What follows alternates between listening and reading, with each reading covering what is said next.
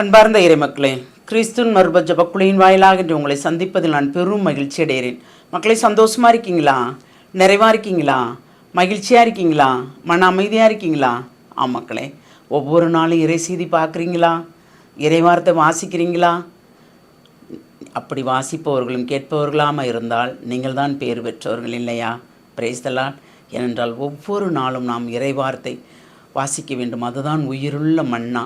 அந்த மன்னா நமக்கு எப்பொழுதும் கிடைக்க வேண்டும் இல்லையா? இன்று அவர் நமக்கு என்ன இறைவார்த்தை தருகிறார் பார்ப்போமா? திருத்தூதர் பவுல் ரோமியருக்கு எழுதிய திருமுகம், அதிகாரம் 8, இறைவார்த்தை 2-5 முடிய. ஏனெனில் கிறிஸ்து இயேசுவோடு இணைந்திருப்போருக்கு வாழ்வு தரும் தூய ஆவின் சட்டம் பாவம்,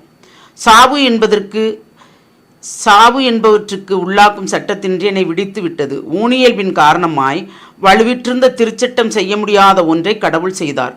அதாவது ஊனியல்பு கொண்ட மனிதரை போன்றவராய் தம் சொந்த மகனை அனுப்பி மனிதரிடமுள்ள பாவத்திற்கு முடிவு கட்டினான். ஊனியல்பிற்கேற்ப நடவாமல் ஆவிக்கேற்ப நடக்கும் நாம் திருச்சட்டத்தின் நெறிகளை நிறைவேற்ற வேண்டும் என்று அவ்வாறு செய்தார்.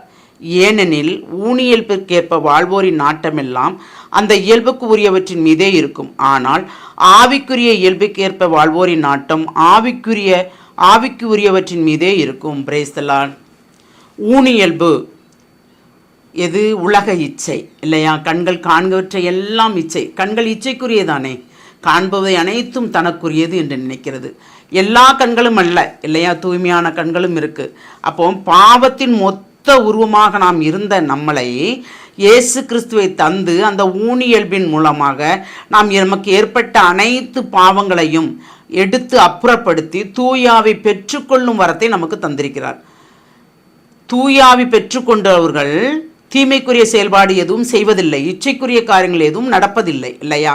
இறைவனுக்கு பயந்து அவர் என்ன செய்ய சொல்கிறாரோ, என்ன தூண்டுகிறாரோ அதன்படியே அவர்கள் வாழ்கிறார்கள். ஆனால் தூயாவி பெறாதவர்கள், தூயாவின் மூலம் நடவாதவர்கள், தூயாவின் மூலம் செயல்படுத்தப்படாதவர்கள் ஊனியல்பிற்கேற்ப எவ்வளவு பாவங்கள் செய்தாலும் அவர்கள் பாவம் செய்ததாக அறிந்து கொள்வதே இல்லை. இதையெல்லாம் பாவம் இல்லை என்று சொல்வார்கள்.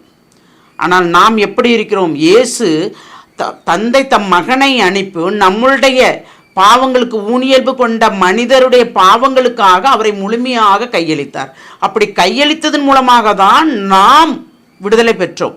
ஆவிக்குரிய இயல்புக்கேற்ப நடக்க வேண்டும் என்பதற்காகவே தம் மகனை அனுப்பி அந்த தம் மகன் மூலமாக நமக்கு விடுதலை தந்து எல்லாத்தையுமே நிறைவு செய்கிறார்.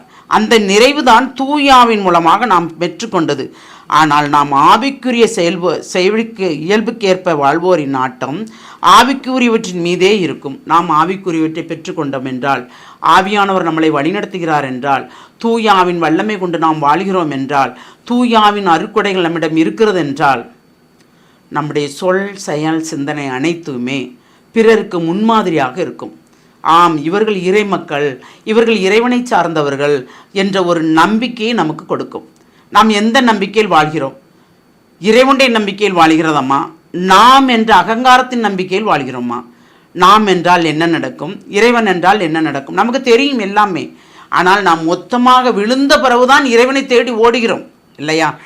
அதற்கு முன்பு அவர் என்ன சுட்டி காட்டுகிறாரோ அதையெல்லாம் நாம் கண்டுகொள்வதே இல்லை. அப்படி கண்டுகொள்ளாமல் இருப்பது தான் நம்மளை பெரும் போக்கிற்கு கொண்டு நம்மளை தள்ளுகிறது இல்லையா? ஒரு கிடங்களை கொண்டு தள்ளுது. அப்போ நாம் இறைவனுக்கு உகந்தவர்களாய் வாழும்போது, ஆவிக்குரிய வாழ்க்கையில் நாம் நிறைவாக இருக்கும்போது நமக்கு என்ன நடக்கும்? எந்த நிலையில் நாம் இருப்போம்? எவ்வாறு நாம் செயல்படுவோம்? பிறருக்கு என்ன செய்வோம்? நமக்கு இறைவன் உணர்த்துவது என்ன? நமக்கு இறைவன் தெளிவுபடுத்துவது என்ன? ஆவின் கொடைகளை பெற்றுக்கொண்டவர்கள் அதன் மூலமாக பிறரையும் வழிநடத்துங்கள், பிறரையும் வாழ வையுங்கள், பிறருக்கும் உதவுங்கள். நாம் எந்த நிலையில் இருக்கிறோம்? உதவுபவர்களாக இருக்கிறோமா இல்லையா? சிந்திப்போமா? தந்தை, மகன், தூய ஆவி மூவருக்களும் எங்களை முழுமையாக ஒப்புக் கொடுக்கிறோம். தந்தையாம் இறைவன் கட்டளையிட, இயேசுவாம் இறைவன் ஆமேன் என்று சொல்ல, தூய ஆவியாம் இறைவன் எங்களுள் செயல்படுத்தி ஒவ்வொரு காரியங்களும் எங்களை நிறைவுபடுத்துகிற அந்த கிருபைக்கு நன்றி கூறுகிறோம்.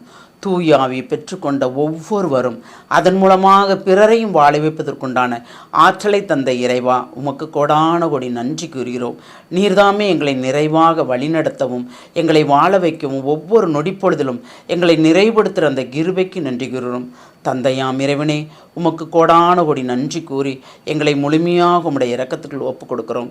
இந்த அனைத்து வரங்களும் எங்களுக்கு தந்து எங்களை நிறைவுபடுத்துகிற கிருபைக்கு நன்றி கூறி தந்தை, மகன், தூய ஆவி மூவரின் நாமத்தால் உம்மிடம் எங்களை அர்ப்பணிக்கிறோம். எங்கள் ஜெபம் கேட்கும் நல்ல பிதாவே. ஆமேன், ஆமேன், ஆமேன்.